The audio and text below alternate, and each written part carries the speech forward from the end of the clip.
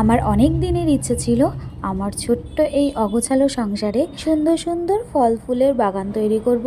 কিন্তু আমরা যেহেতু ভাড়া বাড়িতে থাকি, এত কিছু তো সম্ভব নয়। তাই যেটুকু পারি গাছ লাগিয়ে রাখি। আর অনেক দিনের শখ ছিল আমার নিজস্ব একটা স্ট্রবেরি গাছ বেলকনিতে থাকবে।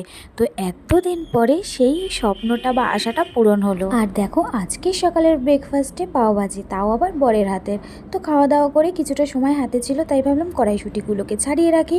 আর কড়াইশুঁটি ছাড়ানোর পর স্নান হয়ে গেছে, এবার পুজো দিয়ে নিলাম। পুজোতে কিন্তু আমি আবার কাছ থেকে একটা স্ট্রবেরি এনে গোপুসোনাদেরকে দিলাম ভোগ প্রসাদে। তারপরে দেখো দুজনে মিলে খেতে বসে পড়েছি। আজকে বরই সব রান্না করেছে, ভাত, ডাল, বাঁধাকপি, বেগুনি আর পাঁপড় ভাজা, সাথে চাটনিও ছিল, সেটার আর ভিডিও করতে মনে নেই। এদিকে আমরা খাওয়া দাওয়া করছি আর গুজিসোনাকে আগেই খাইয়ে দিয়েছি, ও আমাদের মাঝখানে এসে চুপটি করে বসে আছে।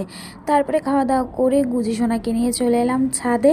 আর ছাদে এসে ওর তো মাম্মা পাপাকে একসাথে পেয়ে কি লাফানি আর কি আনন্দ। তো সব কিছুই ঠিকঠাক ভালো মতো চলছিল। হঠাৎ করে আমার সন্ধ্যা থেকে মুডটা এতটাই অফ হয়ে গেল অকারণেই, মানে রীতিমতো কান্না পাচ্ছে, মনে হচ্ছে সব ছেড়ে ছুড়ে চলে যায়। কোনো কারণ নেই, কিন্তু হঠাৎই এরকম হচ্ছিল। তবে এটা আমার প্রথমবার নয়, মাঝে মধ্যে এরকম হয়, অকারণ ছাড়াই কান্না পায়, মুড অফ হয়ে যায়। তো এতটাই মুড অফ হচ্ছিল যে আমি বিনা কারণে ওর উপরও খিটখিট করছিলাম। তারপরে দেখলাম যে না, ঘরে থাকলে তো আরও খিটখিটানি আমার বেড়ে যাচ্ছে। তারপরে বর বললো যে চলো তাহলে দুজনে মিলে কোথাও দিয়ে একটু বেরিয়ে আসি। তো ওই 8:30 মতো বাজে, কোথায় যাব কোথায় যাব, তাই এই সামনেই চলে গেলাম বাজার কলকাতায়। তো বাজার কলকাতা থেকে দু একটা জিনিস নেওয়া ছিল, তো সেই দুটো জিনিস নিয়ে, আর বাড়ির সামনেই তো মেলা হচ্ছে, বই মেলা তো হচ্ছিল আর কি। তো সেই বইমেলায় চলে গেলাম। বইমেলাতে কিছুক্ষণ বেশ সময় কাটালাম। বর খেয়ে নিল ফিশের কোনো একটা আইটেম, আর আমি খেয়ে নিলাম ফুচকা।